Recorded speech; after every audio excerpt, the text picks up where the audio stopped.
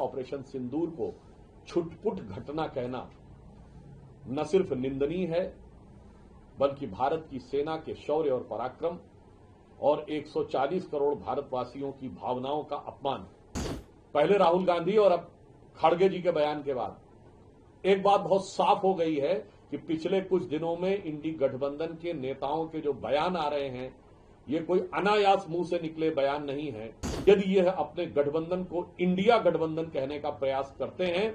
तो निश्चित रूप से साफ दिखाई पड़ता है कि इंडिया गठबंधन का नाम इंडिया रखना मुखौटा है। अंदर से ऐसा दिखाई पड़ता है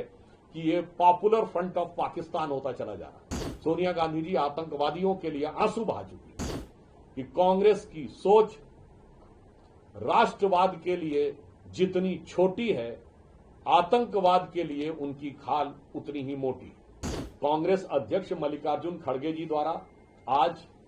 भारत की सेना के अप्रतिम शौर्य और पराक्रम के प्रतीक ऑपरेशन सिंदूर को छुटपुट घटना कहना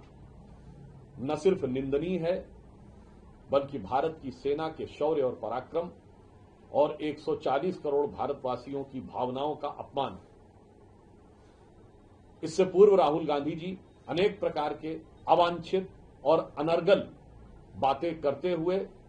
भारतीय विमानों और इनके बारे में न जाने किस प्रकार की बातें कर रहे हैं, जो वो फितरतन पहले भी करते आ रहे हैं। पहले राहुल गांधी और अब खड़गे जी के बयान के बाद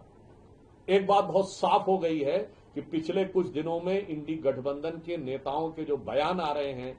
ये कोई अनायास मुंह से निकले बयान नहीं है। ये एक सुविचारित, भारत विरोधी और पाकिस्तान को ऑक्सीजन देने वाली विचारधारा से पोषित होकर आने वाले बयानों की श्रृंखला है। खड़गे जी का यह बयान यह भी दर्शाता है कि इंडिया गठबंधन नाम रख लेने से कोई दिल से इंडियन नहीं हो जाता। आज इस तथाकथित इंडिया गठबंधन के नेताओं के बयान जिस तरीके से पाकिस्तान की मीडिया में, पाकिस्तान की संसद में, पाकिस्तान की डिफेंस फोर्सेस की ब्रीफिंग में, पाकिस्तान द्वारा भारत के विरुद्ध अंतर्राष्ट्रीय स्तर पर दिए जा रहे डोजियर्स में प्रयोग हो रहे हैं, मुझे लगता है कि उसके बाद यदि यह अपने गठबंधन को इंडिया गठबंधन कहने का प्रयास करते हैं तो निश्चित रूप से साफ दिखाई पड़ता है कि इंडिया गठबंधन का नाम इंडिया रखना मुखौटा है। अंदर से ऐसा दिखाई पड़ता है कि ये पॉपुलर फ्रंट ऑफ पाकिस्तान होता चला जा रहा है। श्री खड़गे जी को मैं एक बात याद दिलाना चाहता हूं कि पाकिस्तान के प्रधानमंत्री, उनका ऑन रिकॉर्ड बयान है, जिसे मैं कोट अनकोट में बोल रहा हूं। शहबाज शरीफ साहब ने कहा कि हमारे सिपह सलार जनरल सैयद आसिम मुनीर ने मुझे रात को 2:30 बजे 9 और 10 की दरमियानी रात को जगाया और कहा कि हिंदुस्तान ने हमारे नूर खान एयरबेस के ऊपर मिसाइल छोड़ी है, मिसाइल गिरा दी है, इन्वर्टेड कॉमा क्लोज। अब अगर इसके बाद भी ये कांग्रेस, खड़गे जी, राहुल गांधी जी को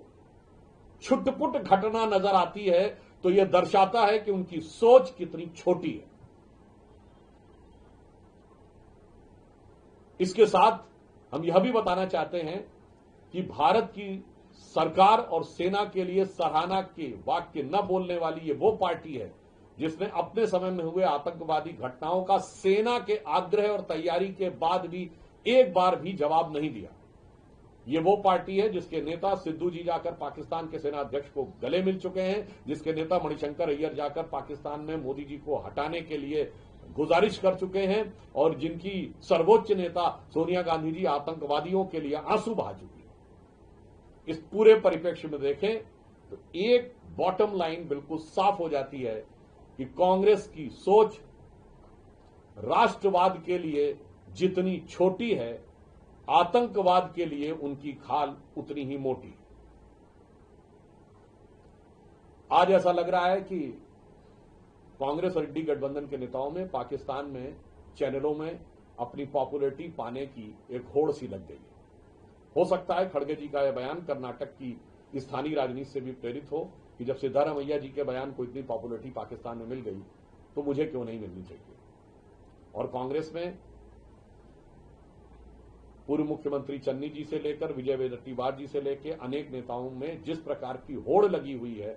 तो ऐसा प्रतीत होता है कि वो पाकिस्तानी चैनलों की टीआरपी बढ़ाने के लिए और पाकिस्तान में अपनी पॉपुलैरिटी